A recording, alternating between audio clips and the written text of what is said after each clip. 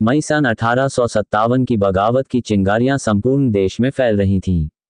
फर्रुखाबाद में भी बेचैनी पैदा हो गई थी, मगर यहां अंग्रेजों की स्थिति फतेहगढ़ किले में अंग्रेजी पलटन की मौजूदगी में काफ़ी मजबूत थी। जैसे कि हम अपने पिछले अंक में बता चुके हैं कि इसी बीच सीतापुर को आज़ाद करने के बाद वहां के सिपाही फर्रुखाबाद पहुंचे। इस लड़ाई में फतेहगढ़ के किले में बहुत से अंग्रेजों ने शरण ले रखी थी। एक जबरदस्त जीत के बाद इनकलाबी सिपाहियों ने फतेहगढ़ के किले पर कब्जा कर लिया। वहां उपस्थित सभी अंग्रेजों को मार डाला गया। गद्दी से हटाए गए नवाब तफजुल हुसैन खां को उसके इनकार करने के बाद भी गद्दी पर बिठा दिया। 1 जुलाई तक फर्रुखाबाद की रियासत में एक भी अंग्रेज बाकी न था। नवाब तफजुल हुसैन ने अपनी रियासत का इंतजाम अपने हाथ में ले लिया। उधर अंग्रेजों ने तय किया कि 3 तरफ से वालपोल, सेडेंट और खुद कैंपबेल के मातहत 3 फौजी दस्ते फतेहगढ़ को घेर लें। फतेहगढ़ में कई दिन तक घमासान युद्ध होता रहा। खुलेआम जहां मिले क्रांतिकारियों को कत्ल कर दिया जाता।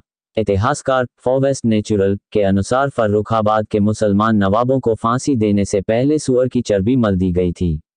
बाबा साहब का एक खास सिपाही सालार नासिर खां यहीं गिरफ्तार हुआ और उसे फांसी पर लटका दिया गया। चार्ल्स वाल्श लिखता है, फांसी पर चढ़ने से पहले नासिर खान ने फर्रुखाबाद के लोगों को कसम दी कि तलवार निकालकर अंग्रेजों के खिलाफ युद्ध करके अपनी आज़ादी फिर से स्थापित करें। अंग्रेजों ने जिन प्रमुख नवाबों को फांसियों दी थी उनमें नवाब सखावत हुसैन खां, नवाब गजनफर हुसैन खां, नवाब इकबालमंद खां प्रमुख थे। नासिर खां खटक, नासिर खां को घुमना के पीपल के पेड़ में फांसी पर लटक दिया गया था। 3 दिन के बाद उनकी लाश जसमई के कब्रिस्तान में दफन कर दी गई। आसपास के हिंदू मुसलमानों ने रात के अंधेरे में जब उनकी कब्र पर दिया जलाना और दिन में फूल चढ़ाना शुरू किए तो कलेक्टर के आदेश से उनकी कब्र खुदवाकर उनकी लाश को फतेहगढ़ ले जाकर चूने में फिकवा दिया गया और उनके बाप की आराजी जब्त कर लिंजीगंज गल्ला मंडी स्थापित कर दी गई।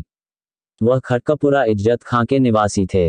इनके अतिरिक्त संपूर्ण जिले में 165 आदमियों को यकीनी फांसी दी गई व 172 लोगों को काला पानी भेज दिया गया। जिन 3 नवाबों को फांसी दी गई उनमें से पहले थे नवाब इकबालमंद खां। इनके महल की नींव सन 1800 में रखी गई। 1857 में हुए विद्रोह में इकबालमंद खां ने स्वतंत्रता सेनानियों के साथ कंधे से कंधा मिला अंत तक लड़ने का फैसला किया। 1858 में अंग्रेजी सेना ने उनके बुलंद महल पर कब्जा कर लिया और इसे जेल में बदल दिया। यहीं पटियाला के महाराजा दिलीप सिंह जी को पकड़ यहां रखा गया था।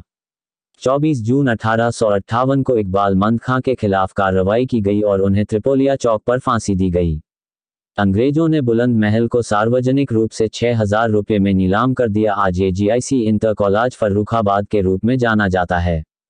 दूसरे नवाब थे नवाब हुसैन खान। जून 1858 में फर्रुखाबाद किले के परिसर में फांसी पर लटका दिया गया।